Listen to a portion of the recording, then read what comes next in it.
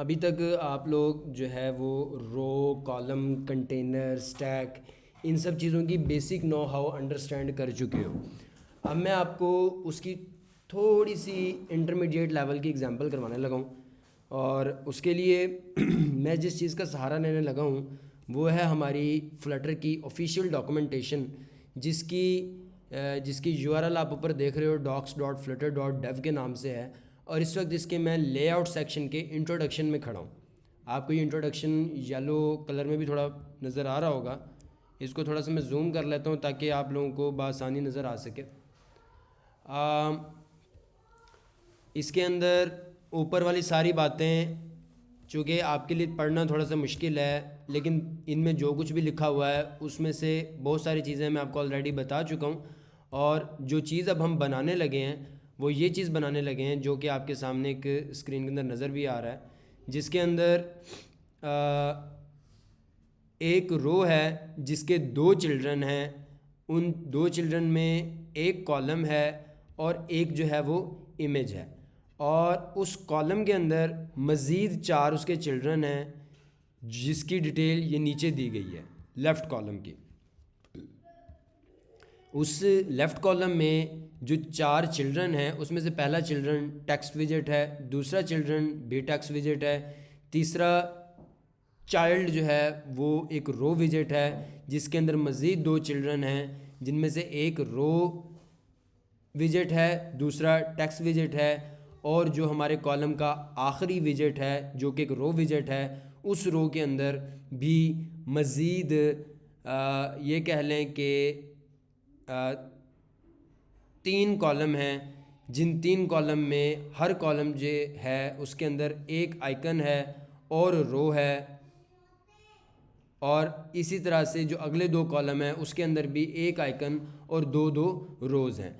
हमने अब इस चीज़ को इम्प्लीमेंट करना है अपनी एप्लीकेशन के अंदर, और इस ट्यूटोरियल को कंप्लीट करने के बाद आप लोगों को अपनी एप्लीकेशन में यूआई डिफरेंट फ्लटर ऐप्स के बनाना आ जाने चाहिए। बेसिक रो children, column children, stack विजेट, icon विजेट, container विजेट, size box widgets, इसके मतलब मैं आपको बता चुका हूँ। इसमें से शायद आइकन विजेट का मतलब मैंने आपको नहीं बताया, वो भी मैं अभी आपको थोड़ी देर में बता दूंगा। लेकिन इस टास्क को कंप्लीट करने के बाद आप लोगों के पास यूआई की एक बेसिक अच्छी ग्रिप आ चुकी होगी, यानी आप लोग अपनी एप्लीकेशंस के यूआई जो हैं, यूआई मतलब यूज़र इंटरफेसेस जो हैं, यानी स्क्रीन की डिज़ाइंस जो हैं वो बना सकोगे। अभी जो हमारे सामने टास्क है इसकी बेसिक डिटेल मैं आपको बता चुका हूँ। अब हम इसको बनाना शुरू करते हैं। जाते हैं जी हम अपनी एंड्रॉयड स्टूडियो में। वहाँ पर जाके हम अपना एक प्रोजेक्ट क्रिएट करते हैं जिसका नाम हम रख देते हैं learning UIs. Organisation skills up and the app is learning UI. Java and Objective-C selected. Currently we are operating in just Android, iOS, macOS and web। ये 4 एप्लीकेशन में हम फिल वक्त काम कर रहे हैं। मैं फिनिश करता हूँ और हमारा प्रोजेक्ट क्रिएट हो जाना चाहिए। जैसे ही हमारा प्रोजेक्ट क्रिएट होगा हम उसके अंदर से लिब के फ़ोल्डर में जाएंगे। लिब के फ़ोल्डर में जाकर main.dart की फ़ाइल में जाएंगे और सारे फजूल कोड्स को ख़त्म कर अपनी मेन फंक्शन के कोड को लिखकर उसमें जो आपका फ़र्स्ट फंक्शन है रन ऐप का वो लिखेंगे, और आपके वज़ीर साहब जो हैं वो ऑटोमेटिकली जो कोड उसके लिए रिक्वायर्ड है, यानी जो लाइब्रेरी इंपोर्ट करना रिक्वायर्ड है वो इंपोर्ट कर देगा। फ़िलवक्त हम क्यूपर्टिनो को नहीं, क्यूपर्टिनो और मटेरियल दोनों ही एक दूसरे के अल्टरनेटिव्स हैं, लेकिन फ़िलवक्त हम जिसमें काम करेंगे वो material.dart होगी, इसलिए मैंने क्यूपर्टिनो को ख़त्म कर दिया।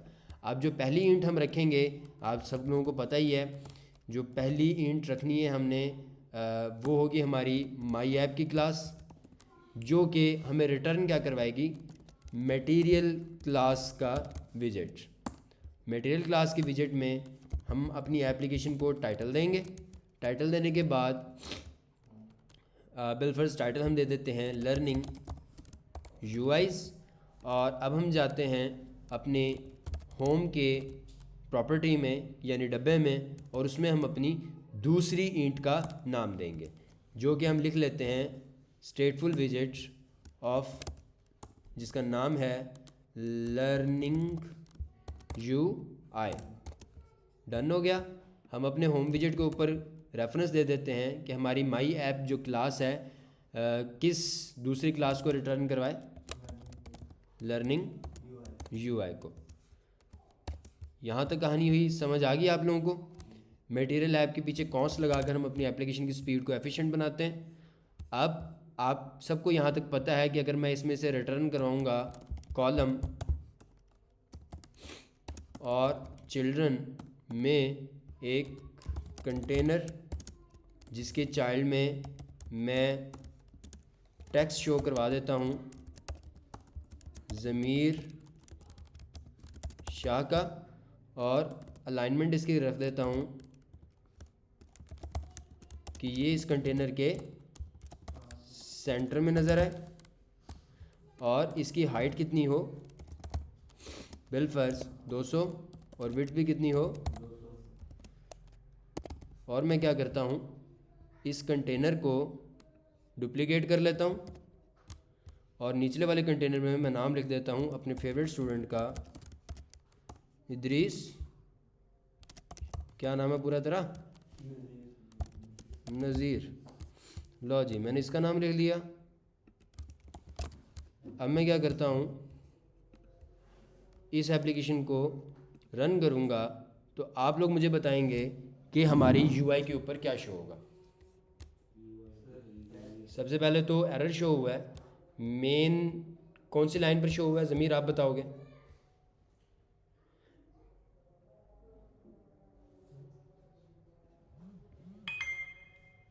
इस वक्त जो एरर शो हुआ है उसको देखने के लिए जहाँ से आपकी रेड लाइन स्टार्ट हो रही है ना, आपने उस लाइन पर सबसे पहले जाना है, और वहाँ पर आपको ये 4 लिखा हुआ नज़र आ रहा है। जो पहला लफ्ज़ लिखा नज़र आ रहा है, समझ लो कि उस लाइन पर आपकी एरर है। अब आप मेन डॉट डार्ट की फ़ाइल में लाइन नंबर 4 पर गए तो आपने क्या देखा कि रन ऐप में आपने माई ऐप नहीं लिखा, यानी अपनी पहली ईंट का रेफरेंस ठीक से नहीं दिया। जैसे आप ये रेफरेंस ठीक से कर देंगे और एप्लीकेशन को रिस्टार्ट करेंगे तो आपका ये एरर ख़त्म हो जाएगा। अब हमारी एप्लीकेशन रन होने के लिए तैयार है। अभी भी कहीं पर हमें एरर दिया जा रहा है। अब आप बताओ कि कौन सी लाइन पर एरर आ रहा है? नहीं बेटा, 5 से पीछे क्या लिखा हुआ है? 47। लाइन नंबर 47 में हमें एरर है यहाँ पर। और एरर क्या आ रहा है कि आप कॉलम रिटर्न करवा रहे हैं, इस जहाँ पर इस 47 एरर में लिखा हुआ है वहाँ पर आगे ये भी लिखा हुआ है एक्सपेक्टेड सेमी कॉलन लिखा हुआ है ज़मीर। इसका मतलब यह है कि 47वीं लाइन पर आपको सेमी कॉलन लगाना। जैसे ही आप सेमी कॉलन लगाएंगे एप्लीकेशन को दोबारा से रन करेंगे, होपफुली इस बार हमारी एप्लीकेशन रन हो जाएगी। लेट्स सी कोई एरर आता है या नहीं। अल्लाह करे सी चंगियां वे मुकवे सन तंगियां, ढोल ना दिल छोटा न कर। लो जी, ये आपके सामने स्क्रीन के ऊपर 2 कंटेनर्स नज़र आ गए जिसके अंदर ये डिटेल्स दी हुई हैं। इसके पीछे कलर क्यों नहीं है? क्योंकि हमने अपने कंटेनर को कलर, अगर मैं इसको कलर्स दे दूं, एक को येलो दे दूं और एक को, जी मेरी पिंकी ने पिंक कलर चूज़ किया इसलिए मैं अपनी पिंकी के लिए पिंक कलर डाल देता हूँ। अब आपको ये नज़र आ रहा है 2 डिफरेंट कलर्स के कंटेनर। अभी तक ये बेसिक अंडरस्टैंडिंग थी जो आप सबको आ चुकी है। अब हम आज थोड़ा सा एडवांस जाने लगे हैं। हमारी फ्लटर की ऑफिशियल डॉक्यूमेंटेशन पर जो हमें फ़र्स्ट एग्जांपल दी गई है प्रैक्टिस करने के लिए वो ये है। हमने अब क्या करना है, उसने हमें बोला है कि एक रो है जिसके अंदर उसके पहले 2 चिल्ड्रन हैं, इमेज और कॉलम, राइट है। अब हम क्या करते हैं, इस इमेज को कर लेते हैं कॉपी, सेव इमेज एज। इसको हम अपने डेस्कटॉप पर रख लेते हैं, नाम रख देते हैं माई फेव इमेज। सेव करते हैं, जाते हैं एप्लीकेशन में, डेस्कटॉप पर इस इमेज को उठाते हैं, यहाँ से राइट क्लिक करके इसे कॉपी कर लेते हैं और वापस अपनी एप्लीकेशन में जाते हैं। एप्लीकेशन में जाकर यहाँ पर हम एक नया फ़ोल्डर क्रिएट करते हैं एसेट्स के नाम का, और यहाँ पर हम उस इमेज को करते हैं पेस्ट। उस इमेज को हमने यहाँ पर पेस्ट करने के बाद रेफरेंस दिया उसका कहाँ पर, pubspec.yaml के फ़ोल्डर में। ज़रूरी नहीं है, आप चाहें तो एसेट्स के अंदर इमेजेस का फ़ोल्डर बना लें, ये जिस तरह से मर्ज़ी उसके डायरेक्टली जितना मर्ज़ी मज़ीद ऑर्गेनाइज़ करने के लिए आप उसको कर लें, ये आपकी मर्ज़ी है। लेकिन ज़रूरी नहीं है कि इमेजेस का फ़ोल्डर हर हाल में हो। लेकिन बहरहाल जो भी आपने जहाँ पर भी अपना इमेज रखा है उसका एग्जैक्ट पाथ आप कहाँ देंगे, pubspec.yaml फ़ाइल में। pubspec.yaml फ़ाइल में जाकर आपने एसेट्स, आपने स्पेसिस का बहुत ख्याल करना है। एसेट्स और बैक लाइन का फासला सिर्फ 2 का होना चाहिए, और इमेजेस का फासला 1, 2, 3 का होना चाहिए। इसके बाद आपने अपनी इमेज का कंप्लीट पाथ लिखना है, /images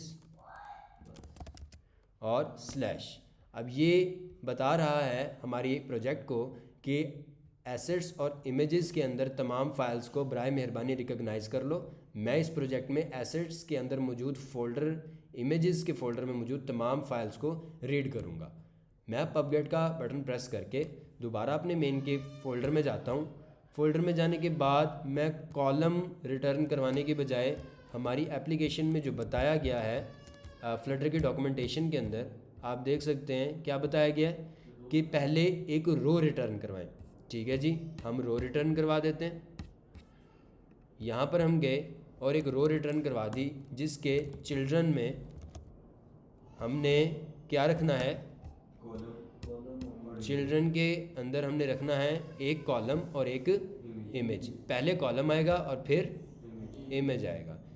इसी तरह कर लेते हैं, एक कॉलम रख लेते हैं। कॉलम के चिल्ड्रन अभी हम नहीं देते, इस कॉलम को करते हैं बंद, और अब एक इमेज कर लेते हैं, इमेज डॉट एसेट, और इमेज डॉट एसेट में हम अपनी इमेज का पाथ दे देते हैं, assets slash images slash my favourite image dot png। एक ये तरीका है कि हम सिर्फ ये कर दें सीधा सीधा, या फिर हम इस पूरे टेक्स्ट को करें कट और ऊपर अपने ओवरराइड से पहले यहाँ पर कमेंट कर देते हैं माय डब्बे, या प्रोग्रामिंग की ज़ुबान में वेरिएबल्स। डन। इधर मैं लिख देता हूँ स्ट्रिंग माय इमेज पाथ, और इसके अंदर मैं अपनी इमेज का वही पाथ दे देता हूँ जो कि दरअसल है। अब मैं इमेज डॉट एसेट में वो पाथ लिखने के बजाय सीधा लिख देता हूँ माय इमेज। ठीक है। अब मैं क्या करूँगा, इस एप्लीकेशन करूँगा रीस्टार्ट। कोई एरर आ रहा है, क्या एरर आ रहा है,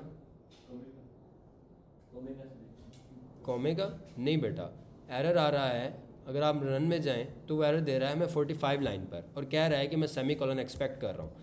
मैं 45 लाइन पर जाऊँगा और सेमी कॉलन लगा दूँगा, मेरा एरर हो गया ख़त्म। अभी भी कोई एरर है, कह रहा है 43 लाइन पर कोई एरर है।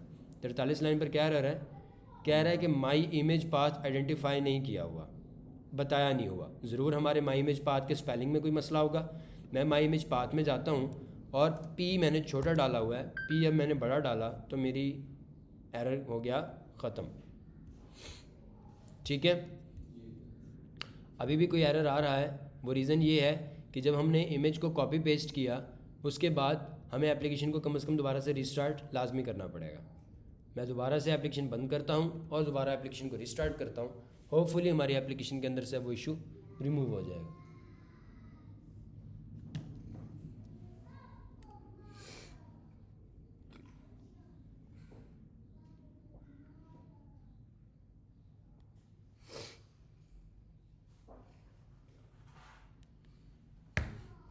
ठीक है जी, आपको इमेज नज़र आ रहा है, लेकिन इमेज जो हमने डाउनलोड करना था वो नहीं आया, बल्कि कुछ और ही आ गया, पूरा का पूरा इमेज कॉपी होकर आ गया।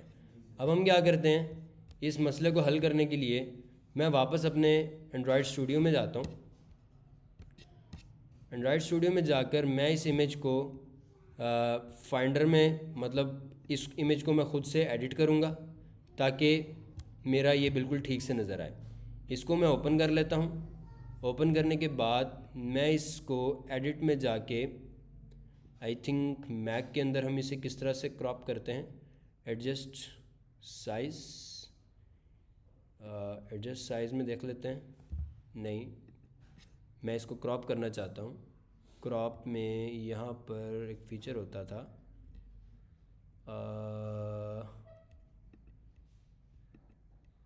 रेक्टेंगल, आई थिंक यही है।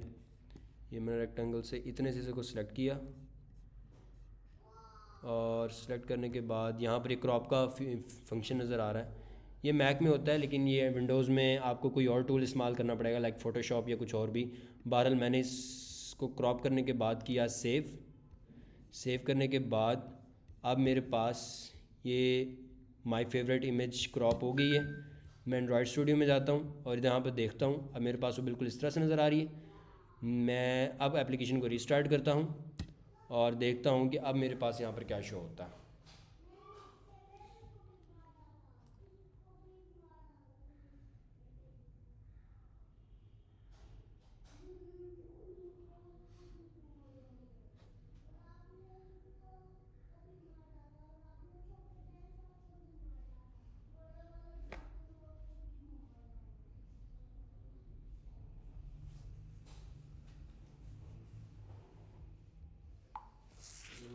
जी अच्छा, एप्लीकेशन रीस्टार्ट हुई है।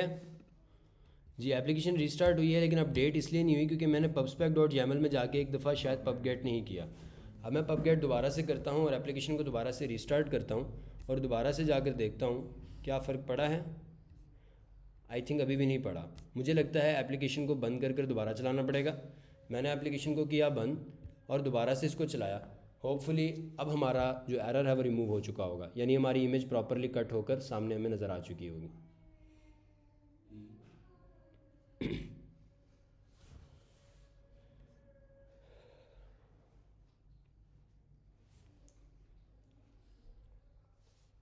ठीक है, ये आप लोगों के सामने अभी इमेज आ चुका है, बिल्कुल सिंपल जिस तरह के हमारे वहाँ पर नज़र आ रहा है। अब हमने क्या करना है, इसके साथ दूसरा एक कॉलम बनाना है, जैसे कि हमें यहाँ पर दिखाया भी गया है।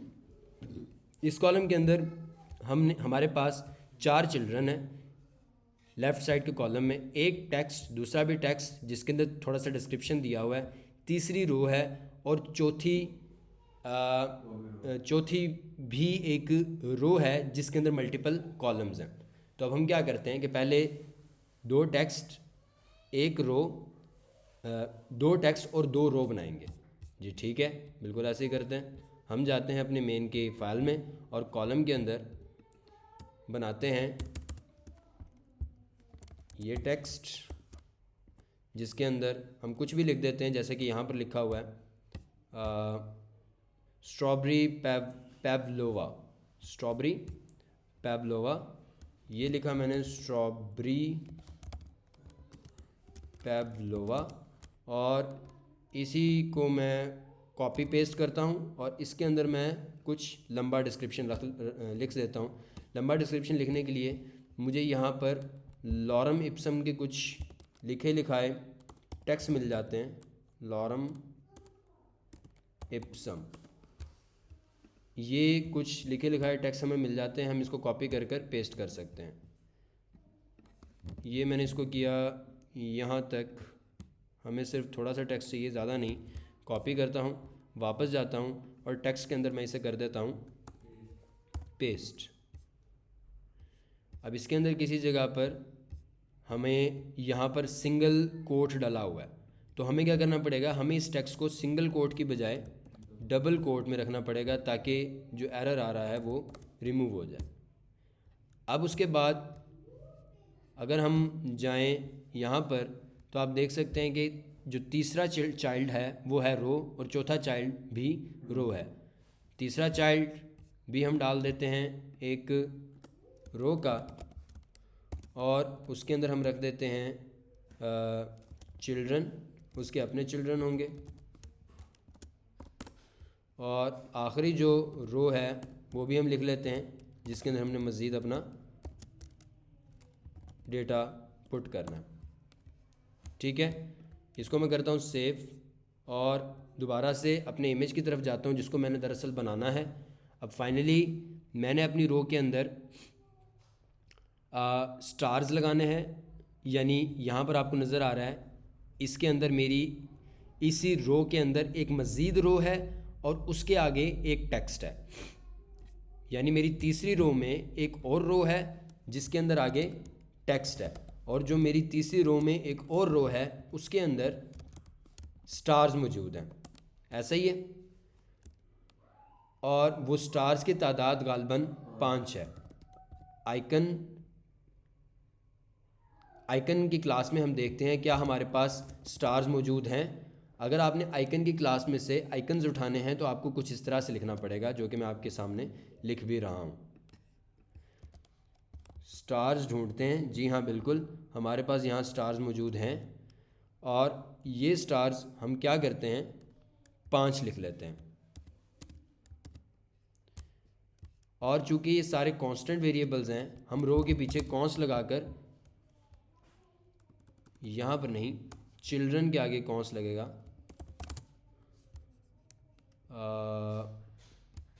एक्चुअली ये सारा ही फिल वक्त तक कांस्टेंट है, हमें इसके सबके पीछे कॉन्स लगाना पड़ेगा, और ये हमारी जो लाइंस हैं इसके अंदर से एरर रिमूव हो जाएगा।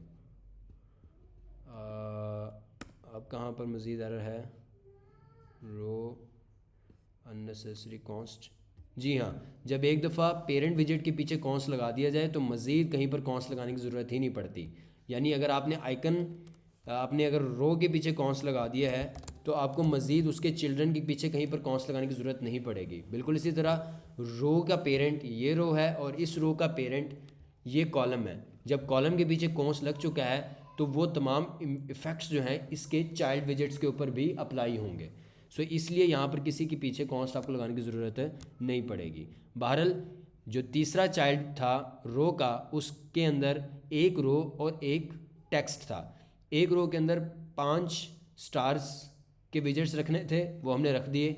अब इस रो के अंदर साथ ही एक हमें टेक्स्ट लिखना पड़ेगा, जो कि फ्लटर की ऑफिशियल डॉक्यूमेंटेशन के एग्जाम्पल में 170 रिव्यूज़ लिखा हुआ है। हम बिल्कुल ऐसे ही करते हैं, टेक्स्ट के ऊपर लिखते हैं 170 रिव्यूज़। अब हम इस रो को सेव करते हैं और अपनी एग्जांपल में जाते हैं और देखते हैं कि क्या आ चुका है। जी हाँ, हमारे सामने काफ़ी इश्यूज़ हैं। इन इश्यूज़ को रिज़ॉल्व कैसे करना है, हमें अपने टेक्स्ट के साइज़ को थोड़ा छोटा करना पड़ेगा। अब तक आप लोगों को ये चीज़ मैंने नहीं पढ़ाई, मैं अब पढ़ाने लगा हूँ। अगर आपने अपने टेक्स्ट को स्टाइल्स देने हैं तो आप अपने स्टाइल को एक डब्बे में सेव करवा लेते हो और फिर अपनी टेक्स्ट की विजेट में उस स्टाइल को असाइन कर देते हो। मैं भी आपके सामने आपको कर भी दिखाता हूँ। मैंने एक क्लास है टेक्स्ट स्टाइल की, उसके को इस्तेमाल करते हुए माई स्टाइल 1 का एक डब्बा बनाया, और इस माई स्टाइल 1 में मैंने जो स्टाइल सेव करवाए वो टेक्स्ट स्टाइल के ठप्पे को इस्तेमाल करते हुए सेव करवाऊंगा। इस टेक्स्ट स्टाइल के ठप्पे में मुझे क्या क्या डब्बे मुहैया किए गए हैं फ्लटर डेवलपर की तरफ से, वो हैं कलर, और भी इसके साथ बेशुमार हैं। मैं कलर कह देता हूँ कि माई स्टाइल 1 का जो कलर होगा टेक्स्ट का वो होगा कलर्स डॉट रेड, और जो इसका फ़ॉन्ट साइज़ होगा वो होगा 12, और ये फ़ॉन्ट जो है वो मोटा होगा या पतला, उसको असाइन करने के लिए मैं कर देता हूँ फ़ॉन्ट वेट डॉट बोल्ड। ये अब एक स्टाइल मैंने क्रिएट कर लिया है जिसको मैं किसी भी जगह पर इस्तेमाल कर सकता हूँ। जैसे कि ये स्ट्रॉबेरी पेवलोवा का जो टेक्स्ट विजेट है इसके अंदर स्टाइल का डब्बा मौजूद है। इस स्टाइल के डब्बे को अब मैं अपना डब्बा असाइन कर देता हूँ माई स्टाइल 1। ठीक है बच्चों, स्पेलिंग मिस्टेक है कहीं पर? जी, अब जबकि ये सारा, अब ये टेक्स्ट, चूँकि ये टेक्स्ट विजेट कांस्टेंट नहीं रहा, इसके अंदर एक बदल जाने वाली वैल्यू मुहैया की गई है, इसलिए मुझे अपने कॉलम के पीछे से कॉन्स्ट हटाना पड़ेगा और मेरा एरर रिमूव हो जाएगा।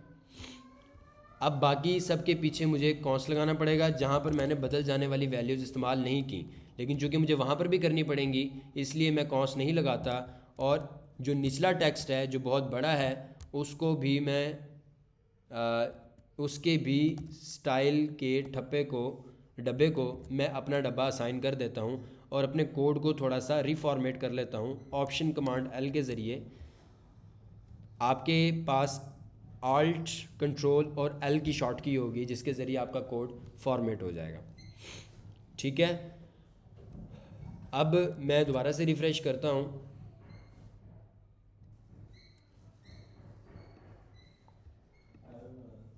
एरर आ रहा है मुझे लाइन नंबर 37 पे और मुझे कहा गया है कि आपने कोमा लगाया हुआ है जबकि आपको सेमी कॉलन लगाना चाहिए। जी हाँ, मैंने कोमा हटाकर सेमी कॉलन लगा दिया और मेरा एरर हो गया रिमूव। अब मैं जाता हूँ यहाँ पर और देखता हूँ क्या फ़र्क पड़ा है। जी, काफ़ी हद तक हमारी चीज़ें रिलेट करने लग गई हैं, लेकिन अभी भी कुछ मसला है और वो मसला ये है कि जो हम अपनी एग्ज़ाम्पल में जाते हैं फ्लटर की और उसके अंदर हम देखते हैं कि उसने ये जो डिस्क्रिप्शन का विजेट है इसका साइज़ कैसे प्रोवाइड किया है। बहुत नेक्स्ट लाइन पर भी ला सकते हैं, स्लैश एन से ट्राई करते हैं स्लैश एन को, और यहाँ पर भी हम स्लैश एन डाल देते हैं बराबर की जगहों पर। वैसे मुनासिब मेरे ख्याल से तरीका इसका एक और होता है, अगर हमें ये वाला मामला ना चला तो हम वो इस्तेमाल करेंगे।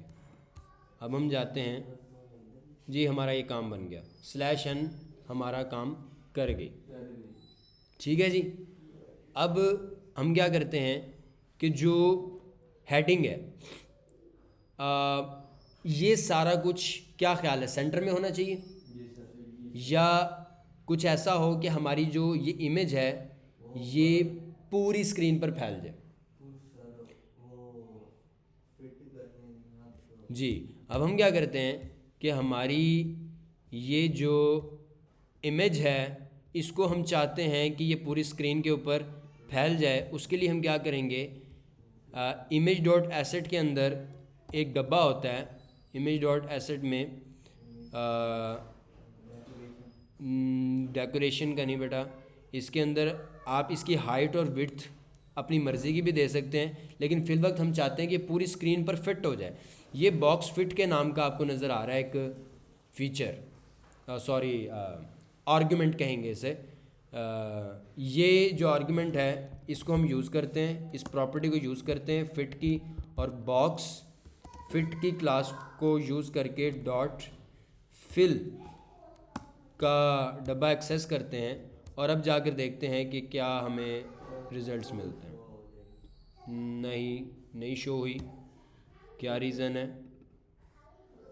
इसकी? रीज़न है बॉक्स कवर भी ट्राई कर लें, लेकिन मेरे ख्याल से वो भी नहीं चलेगा।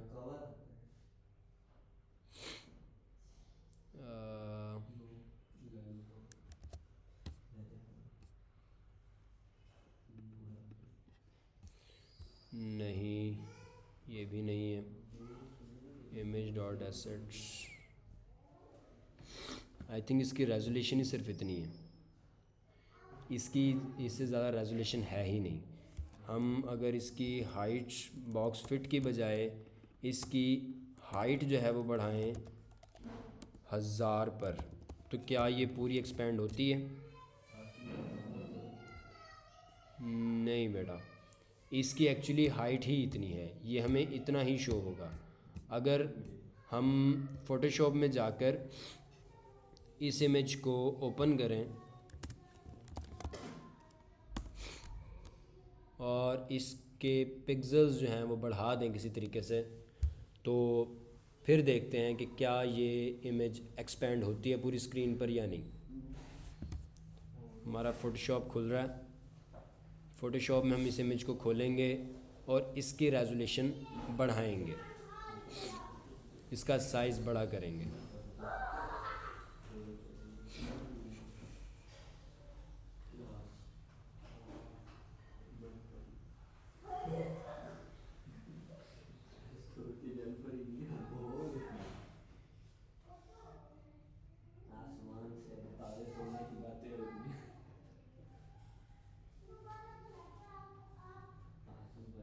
या बल्कि अभी फ़िलहाल हम कम्प्लेक्सिटी में नहीं पढ़ते, फ़िलहाल हम इसी इमेज को यूज़ करते हैं।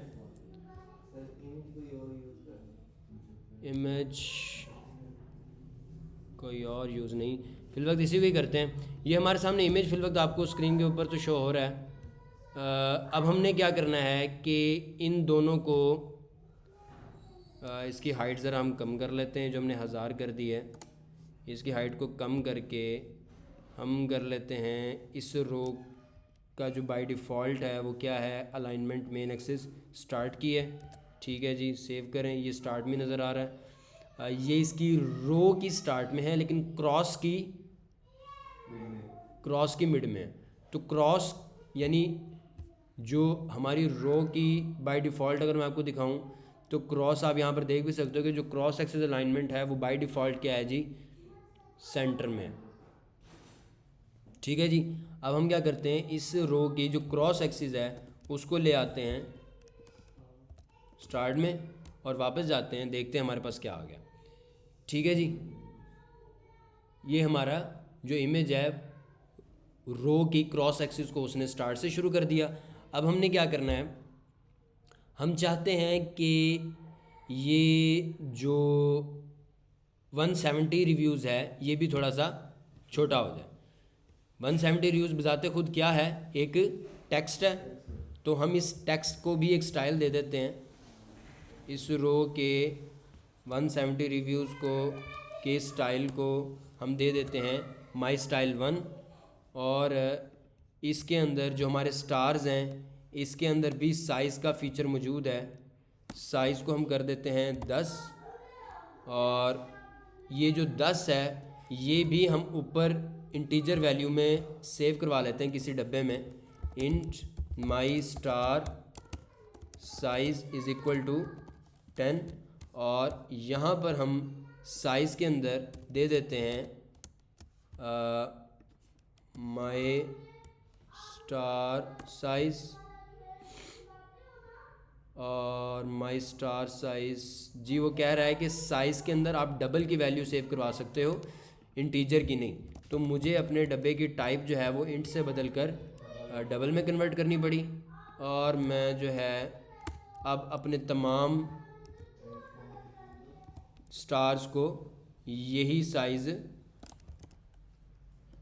प्रोवाइड कर दूंगा, और मेरे तमाम जो स्टार होंगे वो एक ही साइज़ के हो जाएंगे। अब आपने यहाँ पर एक बात नोटिस करनी है कि अगर मैंने अपने स्टार की साइज़ को बढ़ाना या कम करना है, आप देख रहे हैं स्टार की साइज़ बहुत छोटे हो चुके हैं। ठीक है, अब मैं चाहता हूँ कि मैंने अपने स्टार के साइज़ को बड़ा करना है, तो बजाय इसके कि मैं हर साइज़ के आगे जाकर माई स्टार साइज़ को बदलता फिरूं, मैंने कितना आसान काम कर लिया कि मैंने ऊपर माई स्टार साइज़ में ही अपने स्टार के साइज़ को रख लिया हुआ था।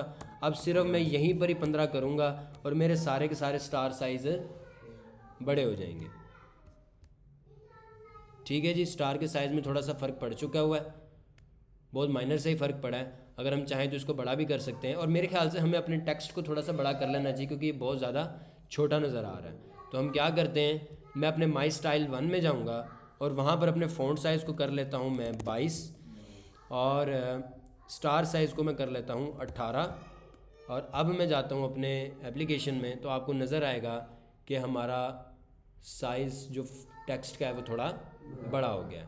अब फाइनली हम जाते हैं वापस अपनी उसकी एग्ज़ाम्पल में, फ्लटर की जो यूआई की थी। इसके आखिर में हमें क्या दिया गया है जी, आखिर में जो हमारा यहाँ पर जी, यहाँ से हम देख सकते हैं कि आखिर में एक और रो हमने डालनी है जिसमें हमने मल्टीपल 3 कॉलम्स और डालने हैं। ठीक है जी, अब हम जाते हैं अपने वापस प्रोजेक्ट में, और इसकी रो के अंदर हमने 3 कॉलम और डालने हैं, और इन तीनों कॉलम को मैं कर लेता हूँ कॉपी, बल्कि अभी नहीं, इस कॉलम के अंदर मैंने अपनी एग्ज़ाम्पल के मुताबिक, जो मेरी फ्लटर की यूआई की एग्ज़ाम्पल है उसके मुताबिक, मुझे एक आइकन, उसके नीचे एक रो, और उसके नीचे एक और रो ऐड करनी है। ठीक है जी, हम जाते हैं कॉलम में, आइकन के अंदर, अच्छा आइकन्स, अब यहाँ पर जो हमारा इसके अंदर आइकन है, एक कॉपी का है, एक वॉच का है। अगर आप गौर से देखें, मैं मज़ीद जूम कर रहा हूँ लेकिन फिर भी जूम नहीं हो रहा, इतना आपको नज़र नहीं आएगा। अच्छा, बहरहाल एक मैं आपको खुद से बता देता हूँ, एक कॉपी का है, एक वॉच का है और एक फूड का है। ये 3 आइकन है। मैं एक आइकन डाल देता हूँ कॉपी का, आइकन्स डॉट कॉपी, और उसके नीचे एक हम टेक्स्ट डाल देते हैं, टेक्स्ट नहीं, रो डाल देते हैं, चिल्ड्रन टेक्स्ट ज़मीर, और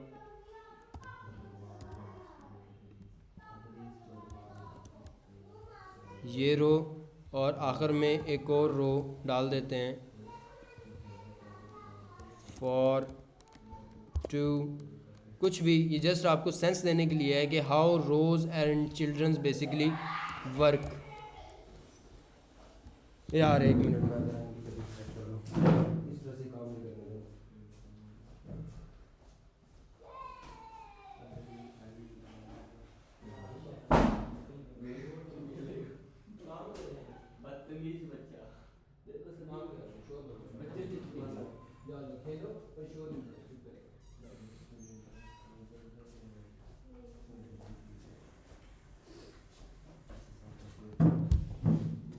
अच्छा जी, फॉर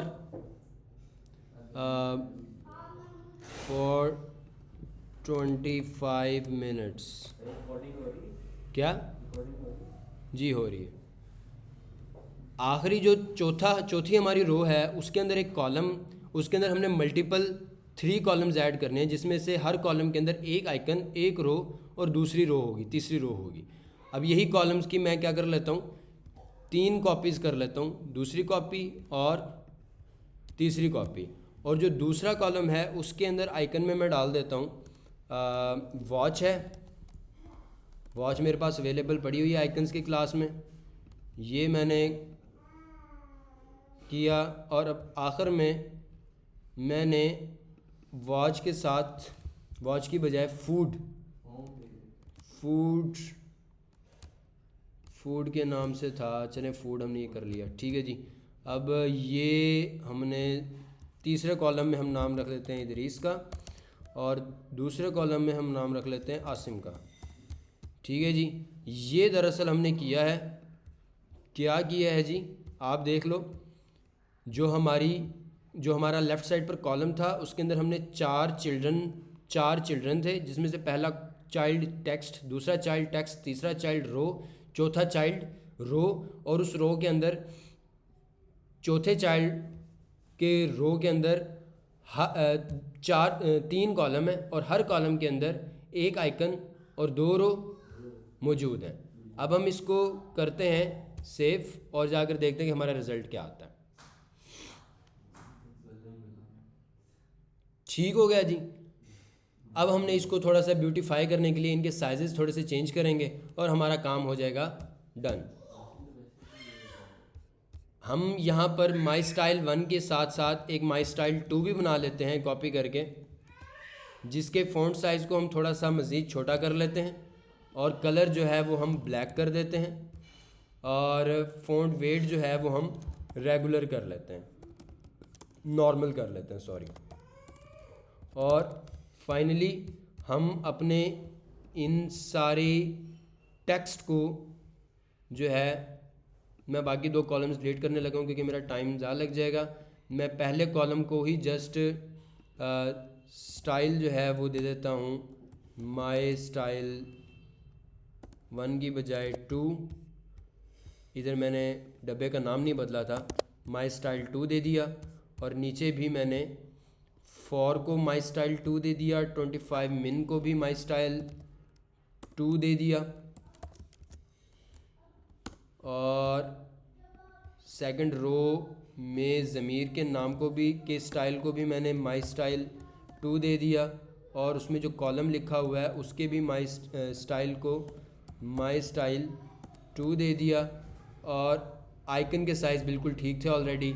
अब मैं इस कॉलम के जो मेरा आखिरी कॉलम के जो आखिरी चाइल्ड था रो, उसके अंदर मैं 3 कॉलम डाल रहा हूँ।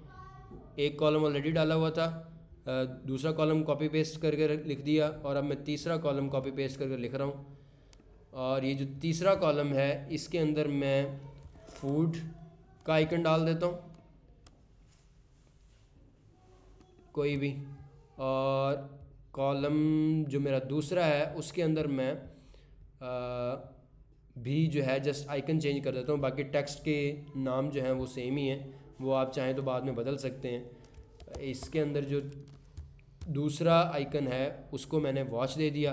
अब मैं सेव करके जब वापस आकर देखूँगा तो काफ़ी हद तक मामलात हमारे कंट्रोल में आ चुके होंगे। ठीक है जी।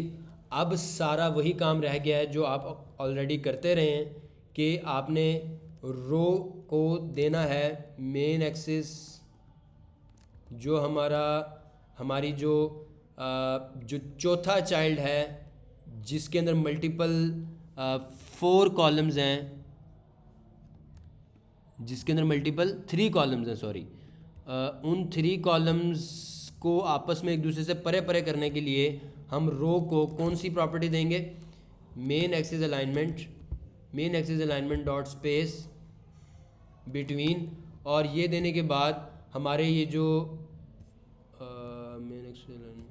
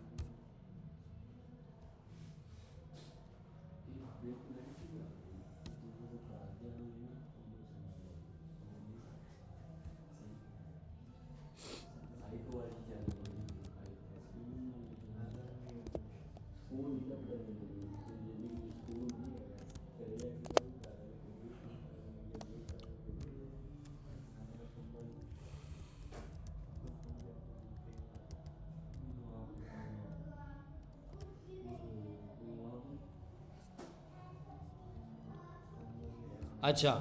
अब सिंपली आप देख रहे हो कि इतना डिज़ाइन हमारा बन चुका है।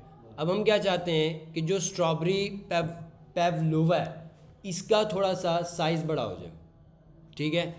क्योंकि जो निचला टेक्स्ट है लॉरम इप्सम का, आप जानते हैं हमेशा डिस्क्रिप्शन जो है वो थोड़ा सा बोल्ड कम होता है, लाइट होता है, और जो ऊपर वाला टेक्स्ट होता है वो हमेशा थोड़ा सा बड़ा होता है। तो स्ट्रॉबेरी पेवलोवा को हम कोई और स्टाइल दे देते हैं, और उस स्टाइल में हम कह देते हैं कि ये जो हमारा स्टाइल है वो हमारा हेडिंग का स्टाइल है। और जो हमारी हेडिंग का स्टाइल है उसका फ़ॉन्ट वेट बोल्ड ही होना चाहिए, लेकिन जो हमारा डिस्क्रिप्शन है उसका नाम हम बदल कर माई स्टाइल 1 को बदल कर डिस्क्रिप्शन कर देते हैं। नहीं, क्योंकि ऑलरेडी हमने काफ़ी जगहों पर इसको यूज़ किया हुआ है, हम बदल नहीं सकते। हम कॉपी पेस्ट कर सकते हैं, क्योंकि फिर कई जगहों पर एरर आ जाएगा, वो कहेगा कि आपने माई स्टाइल 1 का डब्बा हमें मिल नहीं रहा कहीं से। तो बहरहाल माई स्टाइल 1 जो है इसका नाम अब मैं रख दूंगा डिस्क्रिप्शन। मैंने कॉपी पेस्ट कर लिया हुआ है। और डिस्क्रिप्शन आप जानते हैं कि उसका फ़ॉन्ट साइज़ हमेशा कम होता है, इसको मैंने फ़ॉन्ट साइज़ 14 दे दिया और इसका बोल्ड की बजाय इसको कर दिया नॉर्मल। और जो मेरा जो मेरा डिस्क्रिप्शन है उसके स्टाइल में मैंने माई स्टाइल 1 की बजाय दे दिया डिस्क्रिप्शन।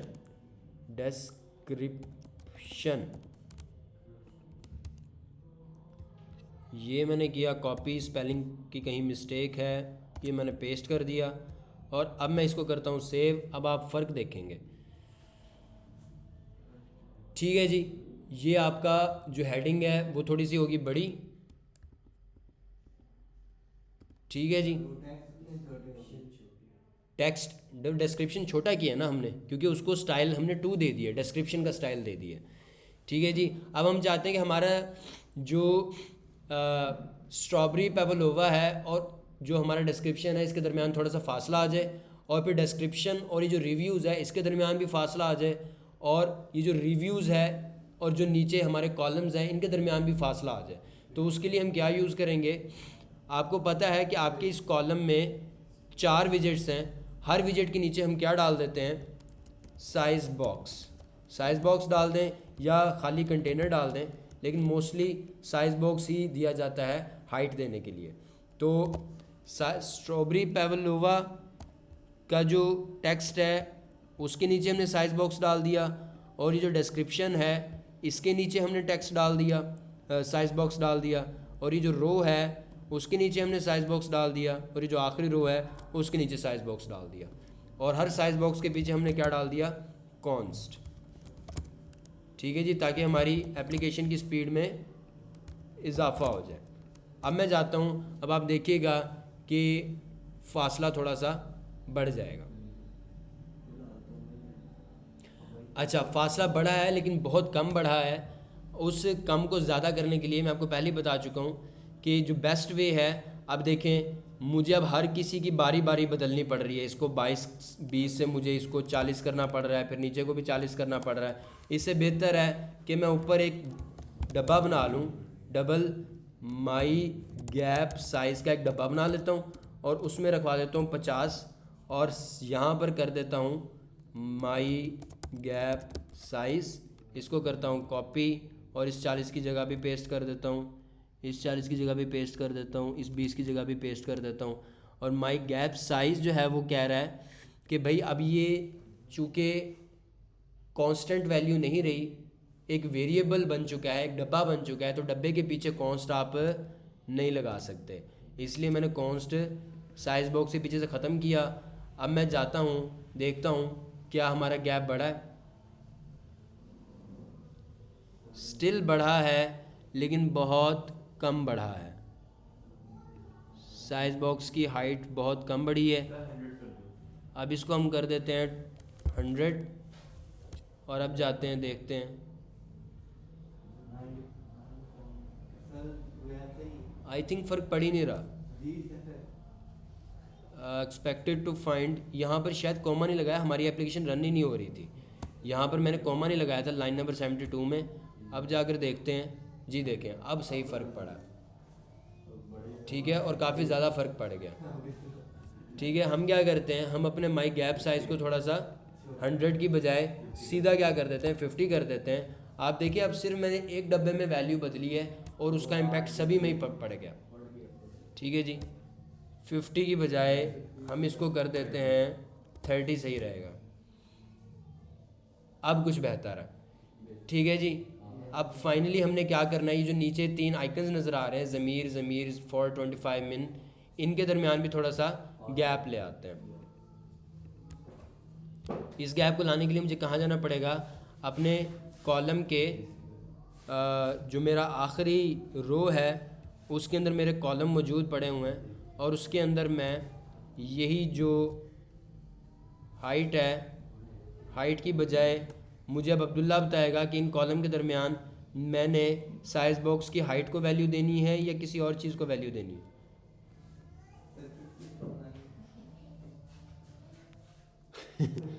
अच्छा, बहरहाल साइज़ बॉक्स, अब चूँकि हम इन तीनों कॉलम के दरमियान में फ़ासला लेकर आ रहे हैं, मुझे बताओ हम साइज़ बॉक्स की हाइट को वैल्यू देंगे या विड्थ को वैल्यू देंगे। सॉरी, आपकी तरफ वो नहीं शो हो रहा, एक मिनट मैं मिररिंग कर लेता हूँ दोबारा से।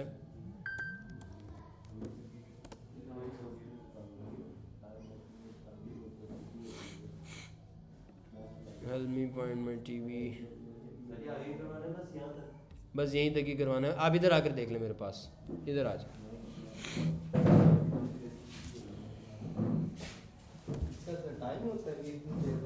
नहीं नहीं, पता नहीं क्यों ये बंद हो गया, देख लेते हैं। अच्छा, फाइनली आप देख रहे हो जो हमारा आखिरी रो थी, यहाँ पर नज़र आ रहा है जी सर। Yes sir. ये यहाँ पर हमारे आखिर में 3 कॉलम है, 1 2 3, इनके दरमियान हमने विड्थ में फ़ासला लेकर आना है। यहाँ पर हम ऊंचाई में फ़ासला लेकर आए, इससे और इसके दरमियान जो फ़ासला था वो ऊंचाई में आना था, इसके और इसके दरमियान जो फ़ासला आएगा वो चौड़ाई में आएगा। तो यहाँ पर जो कॉलम है उसके साइज़ बॉक्स में मैं जो, मतलब ये पहले सिंपली इस तरह से लिखा हुआ था, ऐसे 3 कॉलम थे, रो के अंदर ये 3 कॉलम थे। अब इसके दरमियान जो मैं फ़ासला लेकर आऊँगा वो मैं हाइट का नहीं बल्कि विड्थ का लेकर आऊँगा, और इधर भी मैं विड्थ का फ़ासला लेकर आऊँगा। और बस अब मैं यहाँ पर जाऊँगा, आप देखोगे कि उनके दरमियान फ़ासला आ गया, ठीक हो गया। अब हम चाहते हैं कि ये सारी चीज़ जो है वो सेंटर में आ जाए, तो मैं क्या करूँगा कि ये जो सारी मेरी रो है ना, रो का जो मेन एक्सेस, क्रॉस एक्सिस जो है वो हमने क्या रखा हुआ है, स्टार्ट रखा हुआ है, लेकिन क्रॉस जो है वो, और जो मेन एक्सिस है वो हो जाए main axis alignment dot centre, और क्रॉस एक्सिस भी सेंटर में हो जाए। तो अब ये सारा का सारा मेरा किस में आ जाएगा, सेंटर में आ जाए। लेकिन अभी जो हमारा ऊपर नहीं शो हो रहा वो ऊपर आ रहा है, इसको मैंने अगर सेंटर में लेकर आना है तो मुझे जो ये जो कॉलम है, ये कॉलम के अंदर सारी चीज़ें पड़ी हैं ना, ये चीज़ें, ये सारा किस में पड़ा हुआ है, इस कॉलम में पड़ा हुआ है। इस कॉलम को मैं क्या करूँगा, main axis alignment, main axis alignment इसका जो है वो सेंटर में ले आऊँगा। अब मैं इधर लेकर आऊँगा, वो मेरा आ गया सेंटर में आ गया, सही है। ये दरअसल मैं आपको सिखाना चाह रहा था, यही चीज़ जो है वो सर वो कवर जो वो 22 के ऐप में होते हैं जो फुल कवर फोटो हो जाती है, इसमें जो अभी आपने ट्राई किया था वो हो जाना था बेटा। हमने क्या करना था, इसको फोटोशॉप में लेकर जाना था, और बड़ा साइज़ इसका, इस इमेज का साइज़ ही इतना है। तो जब हम इसका बड़ा साइज़ करेंगे तो ये पूरी एक्सपैंड होकर इस पूरी स्क्रीन पर यहाँ तक चला जाएगा। बाकी ये हम साइड पर इस तरह से यूज़ कर सकते हैं, सही है। तो ये है, ये अब आप लोगों ने इसको लर्न करना, ये बात के ज़िम्मे रहा, ठीक हो गया सर वीडियो